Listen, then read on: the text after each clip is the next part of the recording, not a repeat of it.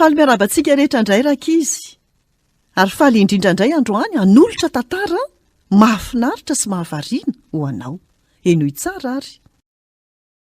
Ringo, tapany fahenina. Mangataka famela-keloka i Ringo.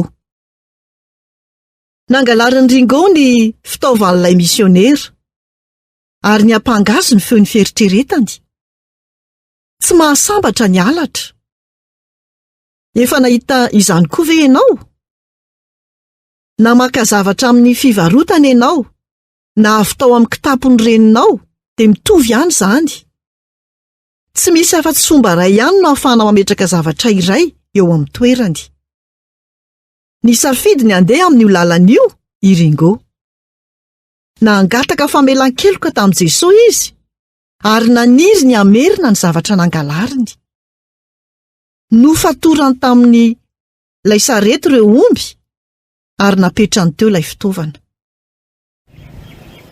Ringo, fa inona no ataonao? Amerina ny fitaovana? Atala ve ianao? Nahoana ianao no nangalatra izany raha toa ka amerina izany?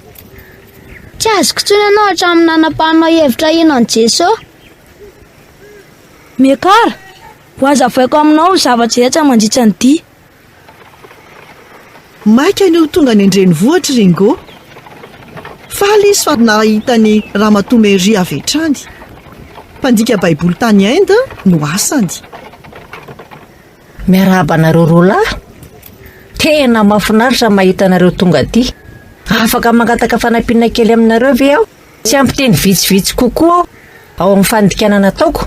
Afaka hanampy ve nareo? Eny, saingy tsy maintsy mahita ny sahibo goroba aloha. Tsy eto izy. Marary mafy izy. Nisy fiaramanidina nitondra azo miverina tany an-tranony, tany Amerika. Saingy tsy afaka nanao na inona ho azy intsony ny mpitsabo. Any an-danitra sahibo goroba amin'izao fotoana izao. Any an-danitra sahibo miaraka amin'ny Jesosy Tompo? Azo antoka fa tena faly izy ihany. Tsy eto amintsika intsony ve izy? Tsy eto amintsika intsony izy.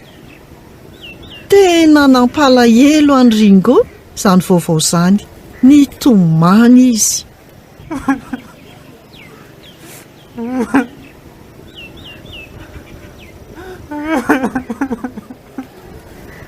Jereo ane, manana sariny aho. Tianao ve ny hitazon'izany? Misaotra betsaka. Ny sahibako nilaza tamiko ny amin'ny tompo Jesosy. Ringo, manana planina ho an'ny fiainanao Andriamanitra. Mino fa tiany ianao mba ilaza amin'ny hafa ihany koa ny momba azy. Fa nangalatra zavatra, ny fitaovana dia ao anaty sarety. Zay fa niaiky ny zavatra nataony izy. Maiva anaoko izany i Ringo. Namela ny elony ramatomery. Maivana izy ka nitsambikina teo amin'ilay sarety ary namerina ilay zavatra nangalarina. Veloma ramatomeria, manaraka rehefa mitsidika anao dia ilaza teny koroko maro hafa. Saingy ankehitriny dia mila mitady kitay zahay. Ary nivavaka izy, nandritra ny dia. Misaotra betsaka anao ry Jesosy Tompo, noho ny namelanao elo ka. Miangavanao mba ilaza ny sahibo fa efa naveriko ny fitaovana. Fa loatra izao ary tena nompanao. Amen. Ringo, azonao lazaina amiko ve ny momba an Jesosy? Eny, tena faly miresaka momba azy aminao isanandro. Izay indray no anjara hafatra ho antsika tamin'ity anio ity. Tahiny tompo daholo. Nanolotra ny tantara zokomy.